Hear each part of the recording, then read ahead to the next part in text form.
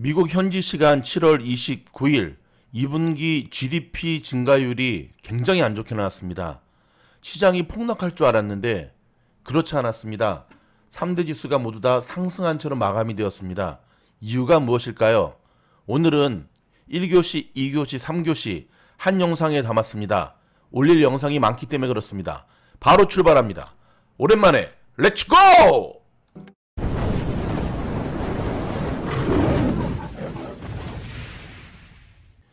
미국 주식시장에서 놀자 미주놀입니다. 1교시입니다.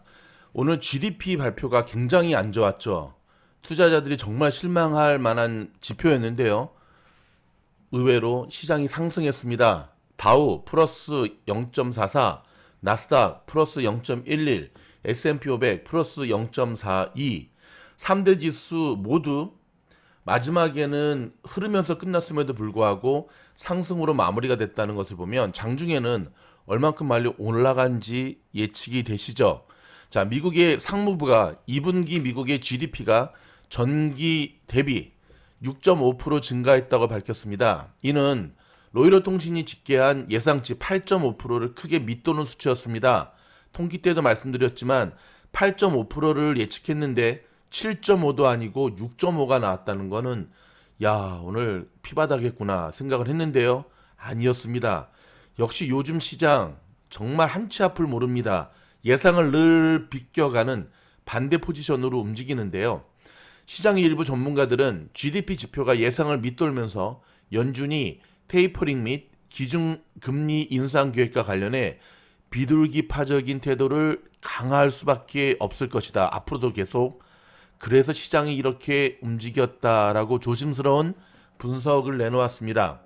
자, 델타에 대한 새로운 공포뿐만 아니라 강한 수요와 제한된 공급 요소, 노동력 부족, 주택시장 둔화 때문으로 보인다는 리포트도 나왔는데요. 자, 과연 좀 전에 말씀드렸던 것 때문에 시장이 이렇게 됐을까요? 2교시 때 그건 좀 더 짚어드리도록 하겠습니다. 어찌되었든 블룸버그 통신은 실망스러운 실업수당 지표가 고용시장이 회복하려면 아직 갈 길이 많이 남았다라는 파월 연준 의장의 발언에 더욱더 화력을 더했다라는 표현을 했고요. GDP 수치가 기대에 못 미친 것은 성장이 어쩌면 정체 상태에 있을 수도 있다라고 하는 깨알 분석을 내놓기도 했습니다. 디디 추싱 아시죠? 디디 추싱 주가가 중국 정부의 규제 강화 속에서 상패를 당할 수도 있다라고 하는 보도에 11.16%가 급등했습니다. 하지만 디디는 이를 부인했습니다. 차량 공유업체 우버가 오늘 굉장히 하락하는 모습을 보여주었습니다. 마이너스 3.14. 이유는 통기 때도 말씀드렸듯이 대주주인 소프트뱅크가 이 디디 추싱에 투자한 것에 대한 손실분을 우버를 팔아서 메꾸려고 하는 것으로 밝혀지면서 우버 주가가 내려가는 일종의 나비 효과였습니다. 자, 여러분 여기서 한 가지 좀 말씀드리면요. 소프트뱅크가 이 비전 펀드가 굉장히 투자하는 곳이 많잖아요. 그렇죠? 물론 이제 소프트뱅크는 손해를 보지 않았습니다. 왜냐하면 우버로부터 이미 충분히 받았기 때문에. 근데 오늘 이런 우버와 같은 사건이 벌어질 수 있는 가능성은 앞으로도 여러 가지가 있습니다. 소프트뱅크가 어떠한 기업에 투자했는지를 따로 리스트를 한번 정리해 보시는 것도 큰 도움이 될 것 같습니다. 자, 오늘 장 마감 후에 발표된 아마존닷컴 실적 굉장히 안 좋았습니다. 0.84% 하락 마감이 되었는데요. 아마존의 2분기 순매출은 1130억 8천만 달러로 1년 전에 889억 1000만 달러보다는 증가했지만 월가의 기대치를 예상치를 밑돌았습니다. 월가의 예상치는 1152억이었거든요. 근데 이 예상치보다 순매출액이 줄어들므로 오늘 애프터마켓에서 발표되자마자 거의 급락하는 모습을 보여주었는데요. 다만 EPS라 그러죠. 주당 순이익은 15.12달러로 시장 기대치를 웃돌았습니다. 근데 요즘은 여러분 두 개가 다 좋아야 됩니다. 이 순매출도 좋아야 되고요. EPS도 좋아야 되는데 하나만 좋아서는 택도 없습니다. 자, 올해 실적 전망치를 상향 조정한 포드 주가가 급등하는 모습 보여주었고요. 덩달아서 GM도 오늘 좋은 모습 보여주었습니다. 페이스북 오늘 급락하는 모습을 보여주었죠. 이유가 있었습니다. 애플의 운영체제 iOS 업데이트로 매출 증가율이 상당히 둔화될 것을 경고하면서 4.01%가 내렸습니다. 오늘 로빈훗 상장한 거 아시죠? 망신살 뻗쳤습니다. 결론적으로 말하면 8.37% 하락 마감했고요. 차트는 이따 한번 보도록 하겠습니다. 자, 현재까지 실적을 발표한 S&P 500 지수 기업들 가운데 195개의 곳이 실적 발표를 했는데요. 91%가 월가의 기대치를 웃도는 어닝 서프라이즈를 발표를 했습니다. 자, 오늘 빅스 시카고 옵션 거래소의 변동성 지수는 5.19% 내린 17.36을 기록했습니다. 잠시 광고 듣고 돌아와서 2교시로 들어갈까 하다가 2교시 끝나고 광고 듣도록 하겠습니다. 자, 한 걸음 더 깊이 들어가는 2교시입니다. 여러분, 좀 이상하지 않았습니까? 뉴욕 주식시장이 딱 개장하기 직전에 이 2분기 GDP 증가율이 발표가 됐었거든요. 오늘 아까 말씀드린 대로 예상치는 8.4, 근데 6.5가 나왔습니다. 물론 진전된 모습이 있긴 했지만 상당히 추가적인 진전은 아니었고요. 어찌됐든 지난 1분기 성장률의 확정치도 기존의 발표치인 6.4에서 6.3%로 하향 조정이 되었습니다. 원래 2분기는 막대한 재정 부양책이 실시되면서 경기 가열 우려까지 있었던 분기였습니다. 기억하시죠? 근데 막상 뚜껑을 열어봤더니 수치가 기대에 훨씬 못 미치는 거예요. 수치가 예상에 턱없이 미치지 못하자 경기 회복에 대한 우려로 지수 선물이 급락하기 시작했습니다. 근데 여러분, 한 가지 주목할 건 선물이 급락했는데요. 금리는 급락하지 않더라고요. 자, 그 이유가 있었습니다.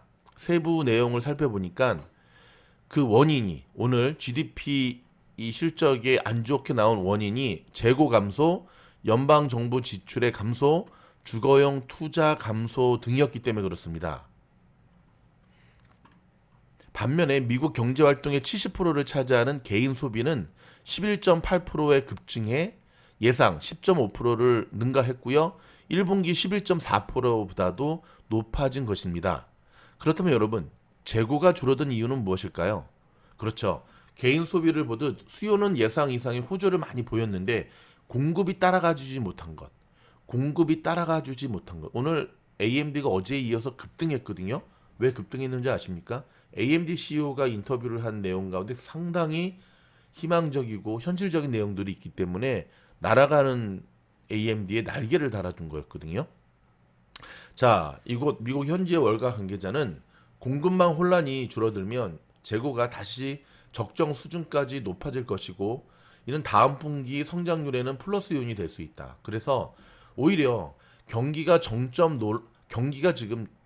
정점, 최고점을 찍고 내려온다는 불안감 때문에 지금 주식이 출렁거렸는데 오늘 막상 뚜껑을 열어보니까 아하, 최고점 아닐 수도 있겠네. 오히려 더 올라갈 수도 있겠네.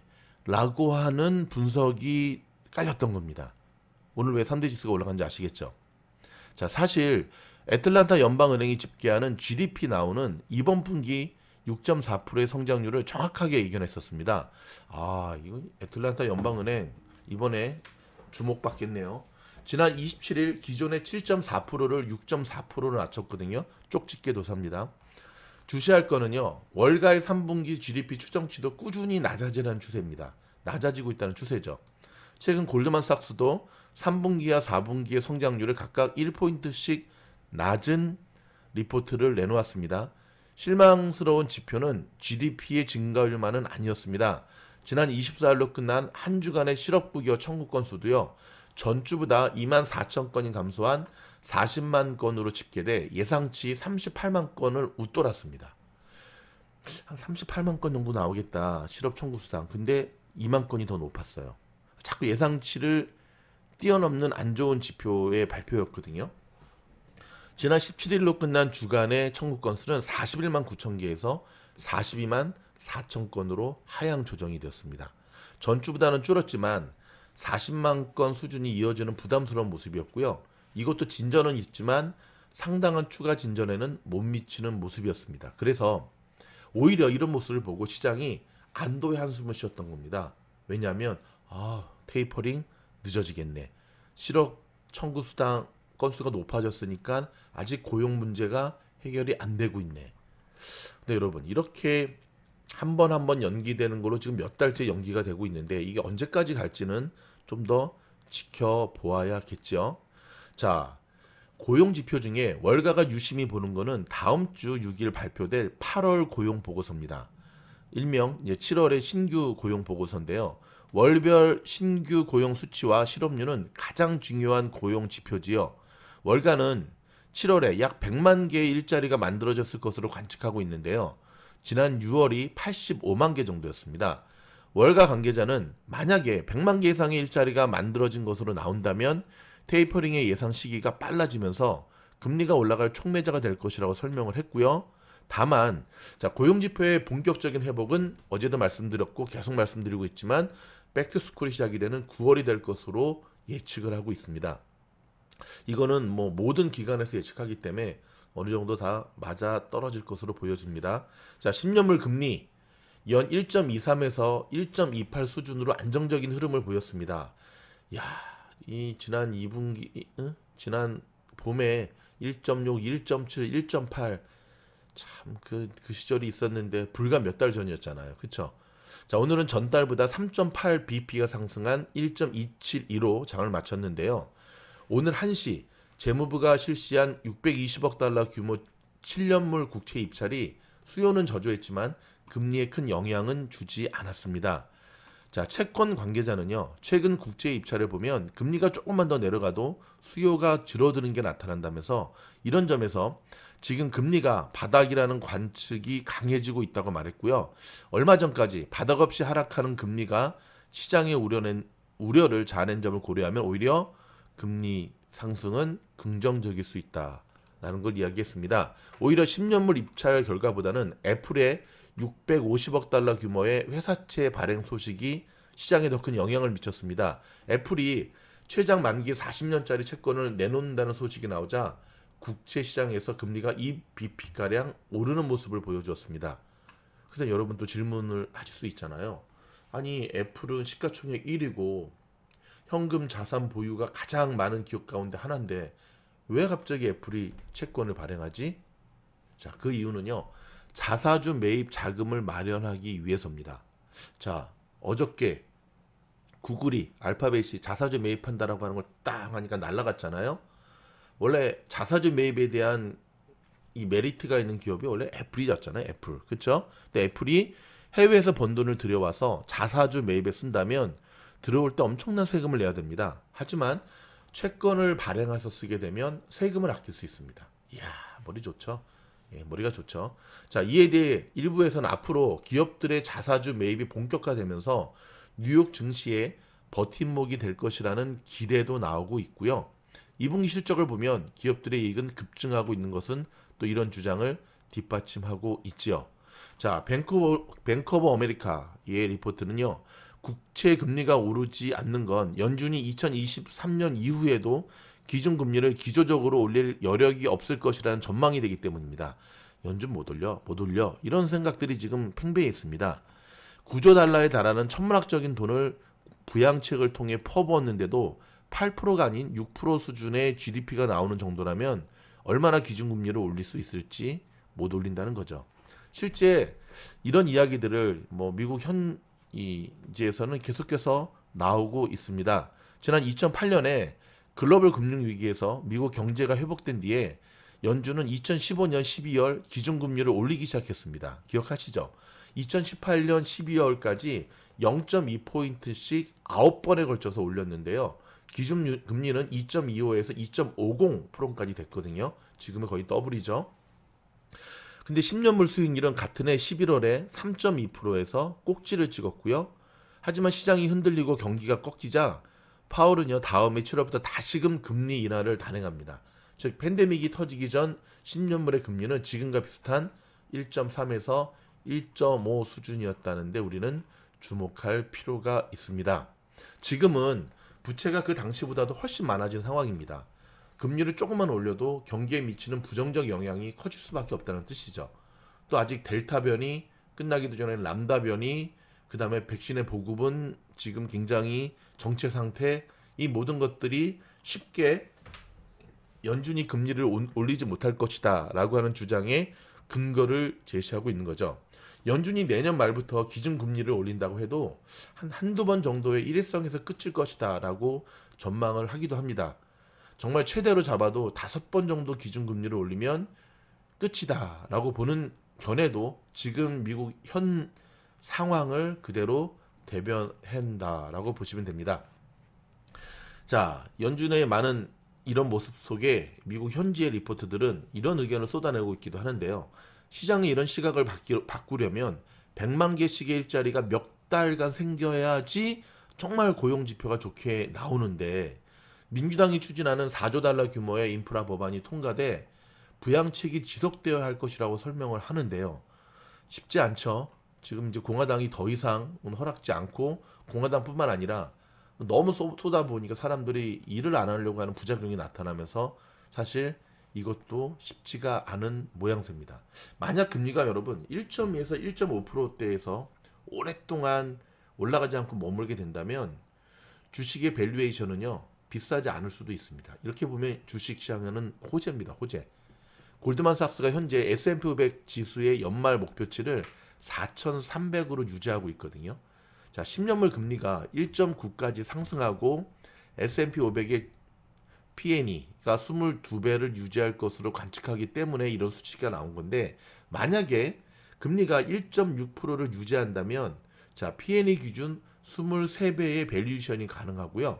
S&P 500 지수는 4,700에 도달할 수 있다고 보고 있습니다. 4,700 지수까지 오른다는 얘기죠.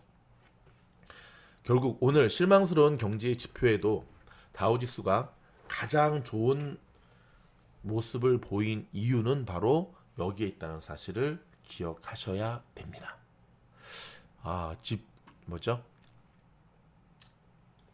지금 3교시를 진행을 하려고 그랬더니 3교시 지금 리코딩 프로그램이 좀 에러가 있다라고 떴네요.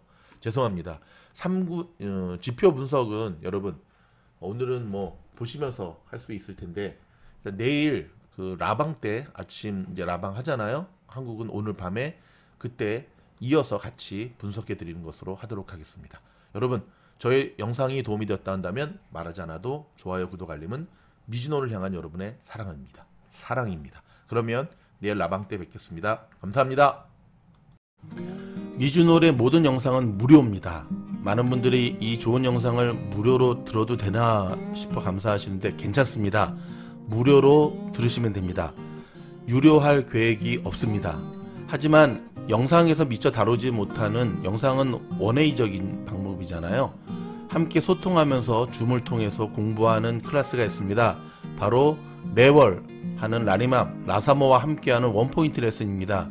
총 3번의 수업이 있고요. 매일매일 단톡방을 통해서 투자의 팁을 여러분들은 공급받을 수 있고요. 주식의 자료도 공급받을 수가 있습니다. 마지막으로 A반이 있는데요. A반은 현재 자리가 없습니다. 수업료도 여러분이 상상하는 것 이상으로 엄청 비싸고요. 10년 프로젝트로 함께하는 그룹입니다. 즉 1000만원 가지고 800억을 만드는, 10,000불 가지고 8천만 불을 만드는 10년 동안. 그래서 현재는 A반은 자리가 없으니까 참고하시고요. 요 원포인트 레슨에 여러분들을 초대합니다. 원포인트 레슨의 수업을 들으신 분들이 그 다음 달로 그대로 옮겨가시는 분들이 평균 90%가 넘습니다. 한 달 동안 괜찮았기 때문에 그러지 않을까요? 뭐 수업료도 그리 비싸지 않은 것도 원인이 있겠지만, 여러분이 8월 한 달 동안 굉장히 변동성이 클 것으로 예상되는 8월 한 달, 여러분들이 이 미즈노의 원포인트 레슨에 꼭 오셔야 될 이유가 여기 있습니다. 여러분을 초대합니다. 열심히 준비해서 여러분들을 맞이하겠습니다. 고맙습니다.